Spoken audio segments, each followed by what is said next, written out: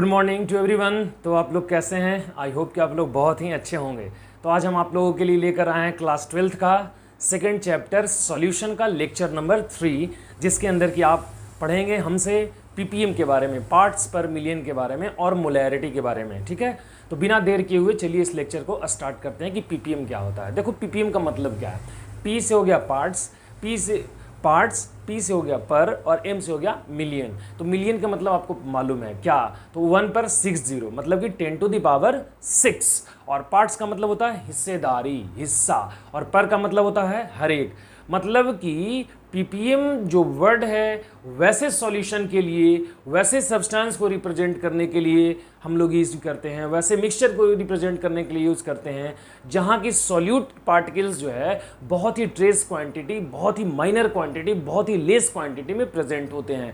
जैसे as a example देखिए, मान लो कि बहुत ज़्यादा संख्या में सॉल्यूशन है, उसके अंदर मात्र थोड़ा सा शुगर है, सॉल्ट है या ग्लूकोज है, तो ऐसी स्थिति में हम लोग वर्ड यूज़ करते हैं पार्ट्स पर मिलियन। जैसे एग्जाम्पल से मान लो कि 1 litre, 2 litre, 2.5 litre, 3 litre, 5 litre of water है, ठीक है, या 5 लीटर ऑफ सॉल्यूशन है, उसके अंदर 4.5, 0.4, 2.5 ग्राम अगर किसी सॉल्यूट पार्टिकल्स के अमाउंट हो तो ऐसी स्थिति में हम लोग यूज करते हैं। या फिर इससे भी ज़्यादा अच्छा समझना चाहते हो तो ऐसे समझो कि मान लो एयर है, तो इस एयर के अंदर बहुत सारे पार्टिकल्स हैं, यस और नो, हाइड्रोजन, ऑक्सीजन, नाइट्रोजन, है ना, कार्बन डाइऑक्साइड। अभी इतना बड़ा एटमॉस्फेयर में, इतना बड़ा सॉल्यूशन में हाइड्रोजन की क्वांटिटी क्या है? ट्रेस है, बहुत ही कम क्वांटिटी है। तो ऐसी स्थिति में कि जहां की बहुत मात्रा में सॉल्यूशन हो और सॉल्यूट की अमाउंट बहुत ही कम हो, तो ऐसी स्थिति में हम लोग इस पीपीएम वर्ड का इस्तेमाल करते हैं। ठीक है, तो पीपीएम को कैसे रिप्रेजेंट करते हैं? तो देखिए क्या लिखा हुआ है कि when a solute present in a trace quantity, मतलब बहुत ही लेस क्वांटिटी,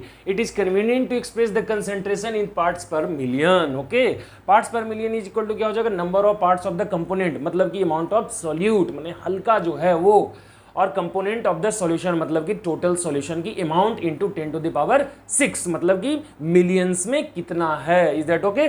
जैसे एग्जांपल से शुगर है 4 ppm इन ए सॉल्यूशन, शुगर जो है वो 4 ppm इन ए सॉल्यूशन, मतलब कि सॉल्यूशन में जो है वो 4 ppm है शुगर का अमाउंट। तो इसका मतलब क्या हुआ कि 4 ग्राम शुगर है, 4 ग्राम शुगर है, कितना में? 10⁻⁶ ग्राम ऑफ सॉल्यूशन में। समझ में आ रहा है ना? मतलब सोचो 4 ग्राम शुगर इतना सारा सॉल्यूशन में है, तो ऐसी स्थिति में हम लोग पीपीएम का यूज करते हैं। ये बहुत ही छोटा टॉपिक है, बहुत ही आसान टॉपिक है, इसमें ज़्यादा कंसेप्ट नहीं है और न तो उतना कोई न्यूमेरिकल ही पूछता है। फिर भी आप इसको अच्छे से समझ गए हैं तो आप इसका स्क्रीनशॉट ले लेंगे। और अब जो नेक्स्ट हम लोग सीखने वाले हैं वो हम लोग सीखने वाले हैं किसके बारे में बाबू? मोलैरिटी के बारे में। किसके बारे में? मोलैरिटी के बारे में, कि मोलैरिटी क्या होती है। तो मोलैरिटी को समझने के लिए हम लोग चलिए आइए समझते हैं कि मोलैरिटी क्या है। तो सबसे पहले हम लोग यहाँ लिखेंगे क्या? मोलैरिटी, ऐसे।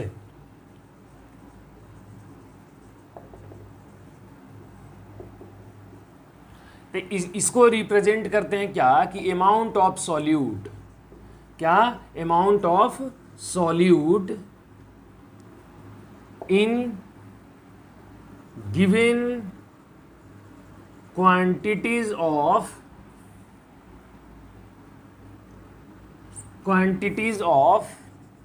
solution, mole, amount of moles of solute लिख देंगे, मोल्स ऑफ सॉल्यूट, है ना, in given quantity of solution in litre. किसमें बाबू? तो इन लीटर में, है ना, याद रखिएगा।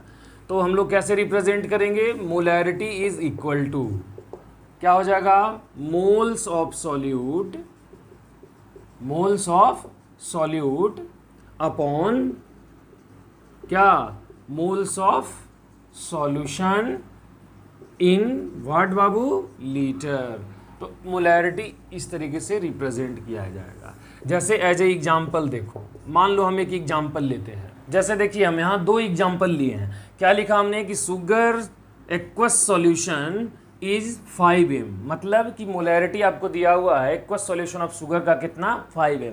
तो इसका मतलब क्या हो रहा है कि 5 gram of sugar is present in 1 litre of solution. मतलब कि अगर मोलैरिटी 5m दिया हुआ है, इसका मतलब हो रहा है कि 5 ग्राम शुगर जो है 1 लीटर सॉल्यूशन में प्रेजेंट है। सेम लाइक हैज हियर, यहाँ भी वही चीज़ है। देखो क्या लिखा है कि molarity of H plus ion is 3m, मतलब किसी चीज़ की मोलैरिटी दी हुई है कि 3m है, तो क्या आ रहा है कि 3 mole of H plus ion present in 1 litre solution. मतलब कोई भी चीज़ दिया हुआ है अगर उसकी उतनी मोलैरिटी है, इसका मतलब समझिए कि 1 लीटर में उस सब्सटेंस की उतना अमाउंट को वो रिप्रेजेंट कर रहा है। जैसे एज ए एग्जाम्पल इसका स्क्रीनशॉट लो, फिर हम एक बताते हैं। जैसे इसका न्यूमेरिकल से हम एक एग्जाम्पल देते हैं कि मान लो कि लिखा हुआ है इस तरीके से, आपको दिया हुआ है कि इफ़, देखिए एक क्वेश्चन दे रहे हैं आपको कि if 20 gram of NaOH is dissolved in 500 milliliter of solution, then find the molarity, क्या बाबू, मोलैरिटी। मतलब इसकी मोलैरिटी क्या होगी, तो कैसे निकालोगे, देखो तो मोलैरिटी इज इक्वल टू क्या होता है, N/V, number of moles by volume of solution in litre. तो molarity is equal to N कितना है तो निकाल लो। तो नंबर ऑफ मोल्स कैसे निकालते हैं, N इज इक्वल टू क्या होता है, मास बाई मोलर मास, है ना, गिवन मास बाई मोलर मास, याद है ना। तो गिवन मास 20 है, मोलर मास निकालेंगे तो कितना हो जाएगा, 23 + 16 + 1, तो कितना हो जाएगा 40। तो इसको कट करेंगे हो जाएगा 0.5 मोल। तो अब मोलैरिटी इज इक्वल टू कितना हो जाएगा बाबू, तो देखो मोलैरिटी इज इक्वल टू कितना हो गया, तो 0.5 by volume of solution in litre, 500 millilitre है, तो मिलीलीटर से लीटर में चेंज करेंगे तो क्या होगा, 500 डिवाइडेड बाई 1000, तो कट करेंगे ये भी 0.5, तो 0.5 बाई 0.5 को कट करोगे तो मोलैरिटी कितना हो गई 1, मतलब 1 ग्राम जो है वो डिसॉल्व है 1 लीटर सॉल्यूशन में। कितना इजी है, ठीक है। तो देखो तो एक देते हैं, तुम बना के दिखाओ, मिटा रहे इसको, स्क्रीनशॉट लो, चलो लिखो। तो साथ में एक प्रॉब्लम दे रहे हैं आपको कि ये सेकंड नंबर एग्जाम्पल में कि if 60 gram MgSO4 is dissolved in 2.5 liter of solution, then find the molarity of solution,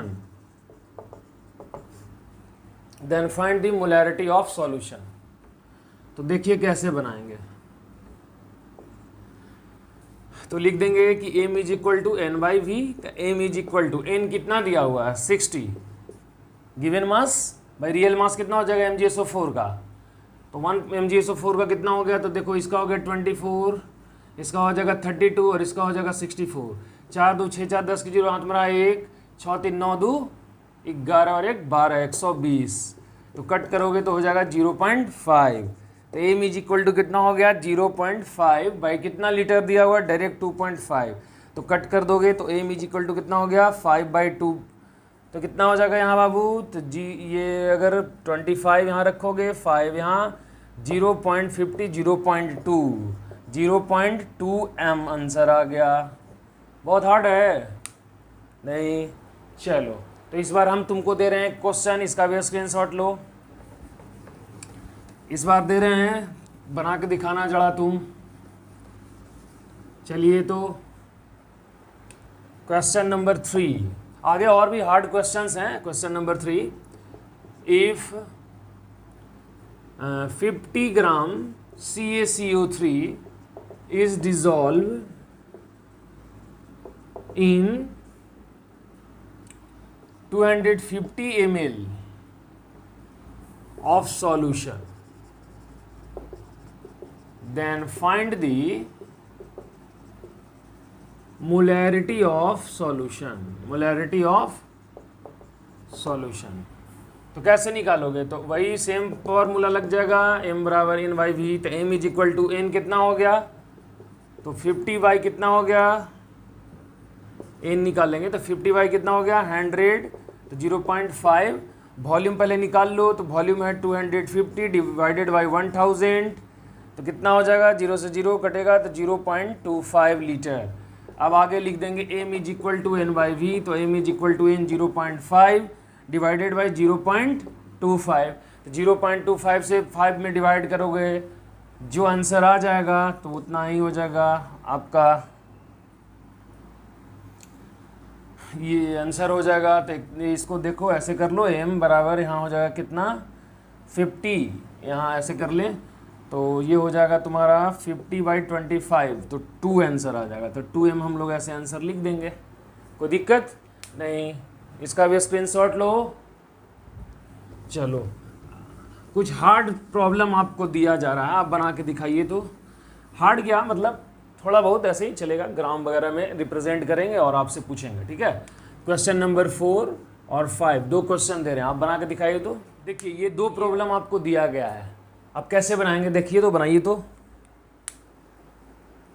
चलो और मिल के बनाते हैं। Find the mass of CaSO4 present in 200 millilitre of 3m solution. तो आप सबसे पहले क्या पूछ रहा है, मास है ना, मास आपसे पूछा रहा है।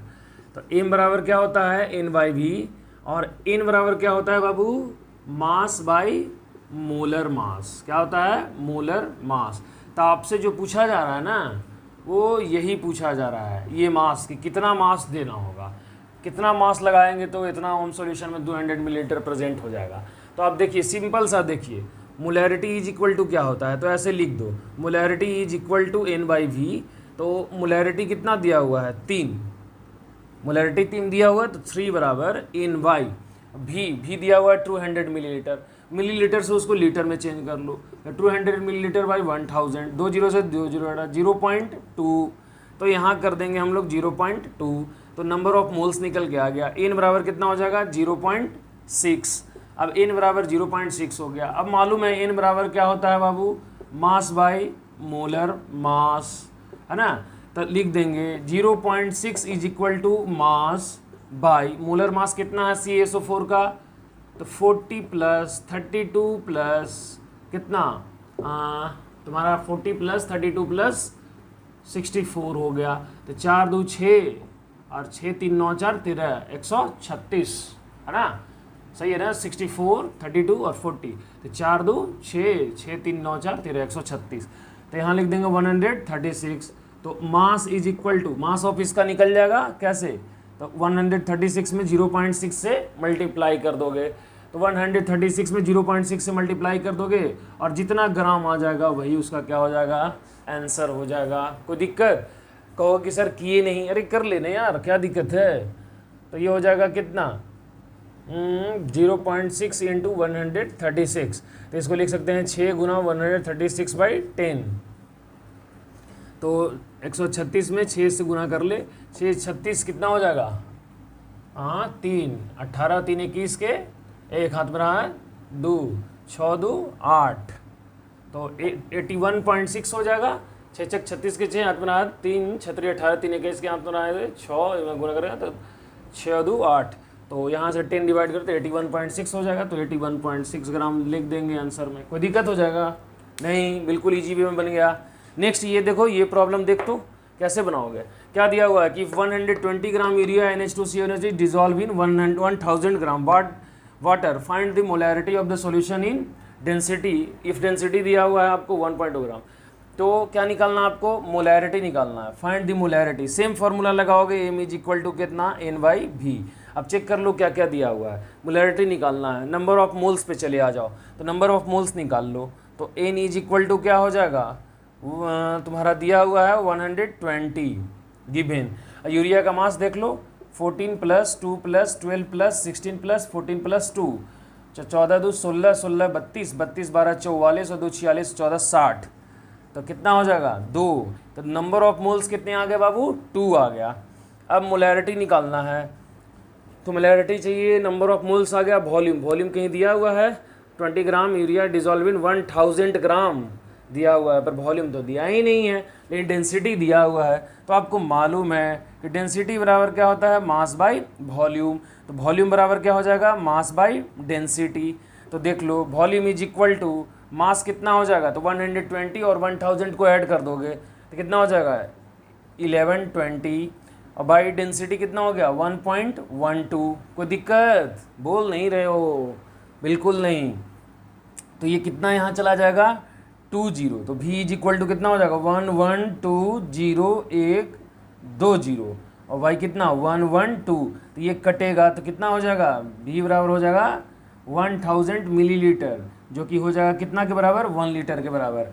अब मोलैरिटी निकाल लो, तो m इज इक्वल टू क्या हो जाएगा, नंबर ऑफ मोल्स कितना था 2 बाई वॉल्यूम ऑफ सॉल्यूशन कितना आ गया 1, अर्थात कि m बराबर कितना हो गया 2 आंसर। मतलब कहीं से भी प्रॉब्लम दे, किस तरीके से भी तरीके का प्रॉब्लम दे यार, बहुत ईजी वे में बन जाएगा, कोई भारी चीज़ नहीं है, ठीक है।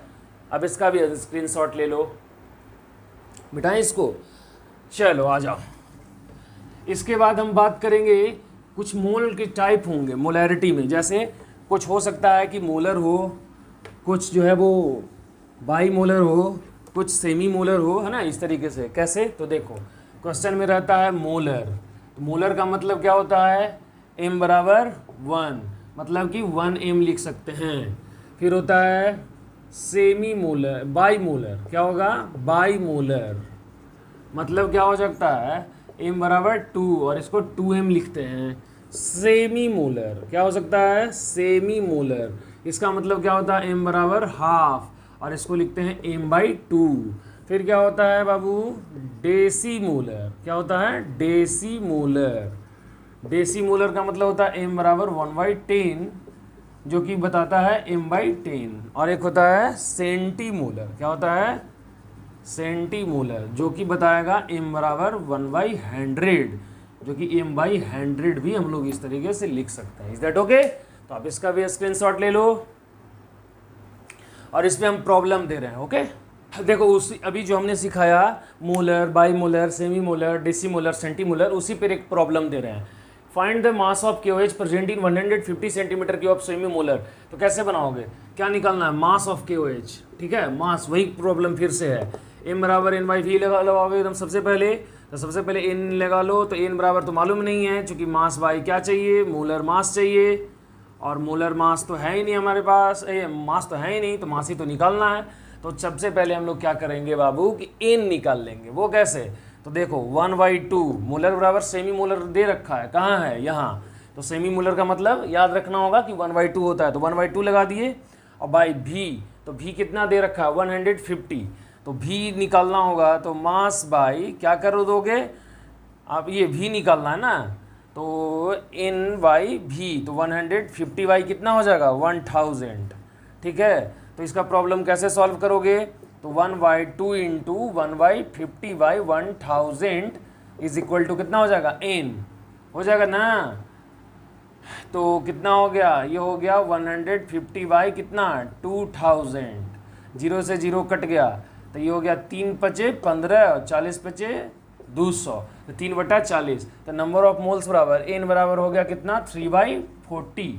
अब निकाल लेंगे, क्या मास निकालना है, तो मास इज इक्वल टू क्या होता है, number of moles into molar mass, तो नंबर ऑफ मोल्स कितना है, number of moles 3/40 into molar mass कितना हो जाएगा, तो देखो मोलर मास कितना है KOH का, तो ये हो जाएगा 39 + 16 + 1, 39 और 1 कितना 40, और 40 और 60 कितना हो जाएगा 46, तो इसमें मल्टीप्लाई कर देंगे, तो मास इज इक्वल टू कितना होगा 36 18 के 8, और हाथ में रहा 1 4 12 और 1 13, 138/4, है ना, देख लीजिए बढ़िया से, 6 3 18 के 8, हाथ में रहा 1 4 12 1 13, 138/4।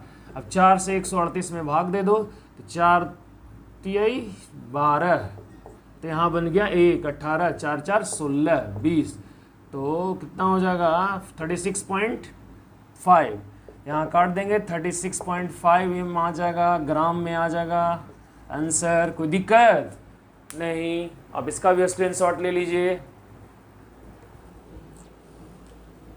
मिटाएं इसको, चलो आ जाओ।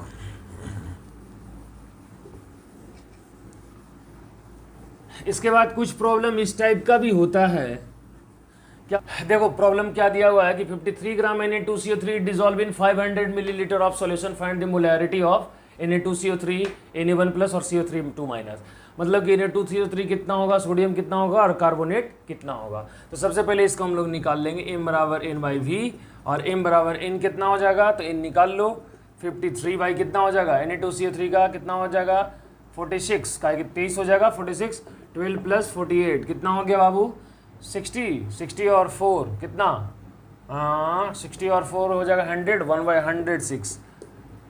वॉल्यूम कितना हो जाएगा बाबू, तो वॉल्यूम निकाल लो, वॉल्यूम दिया हुआ 500 बाई कितना 1000, ये भी 0.5 बाई ये भी 0.5 बराबर कितना आ गया 1 मोल। तो कह रहा है कि Na2CO3 जो है वो 1 मोल है, ये टूट रहा है तो क्या बना रहा है Na 1 प्लस कितना 2 गो और CO3 2 माइनस, चूँकि 2 है ना यहाँ, तो इसका मतलब क्या होगा कि 1 मोल जो है वो ये टूटने के बाद 2 मोल सोडियम बना रहा है और प्लस में कार्बोनेट कितना बना रहा है बाबू 1 मोल। यहाँ 1 ही है ना, तो यहाँ 1 मोल हो जाएगा, कोई दिक्कत नहीं। तो आप अगर कोई भी प्रॉब्लम हो तो आप ऐसे भी बना सकते हैं और बहुत ही ईजी वे में बना सकते हैं, ठीक है। तो आज जितना भी टाइप का प्रॉब्लम हो सकता होगा पीपीएम पे और मोलैरिटी पे वो हमने बनाया। कोई भी चीज़ ऐसा हो जो समझ नहीं आया हो तो हमें कमेंट बॉक्स में बताएं, हम ज़रूर बताएंगे आपको रिटन टाइप से, या फिर ऐसा कोई भी कंसेप्ट जिसके ऊपर कि आपको जिसको कि आप जो चीज़ आप नहीं समझ पाते हैं या नहीं जानते हैं तो आप हमें बताएं, हम उसके ऊपर स्पेशल लेक्चर बनाएंगे और आपको अच्छे से समझाने का प्रयास करेंगे। तो आज का जो भी कंसेप्ट था इतना ही, जल्दी हम लोग मिलेंगे नेक्स्ट लेक्चर के अंदर में। धन्यवाद।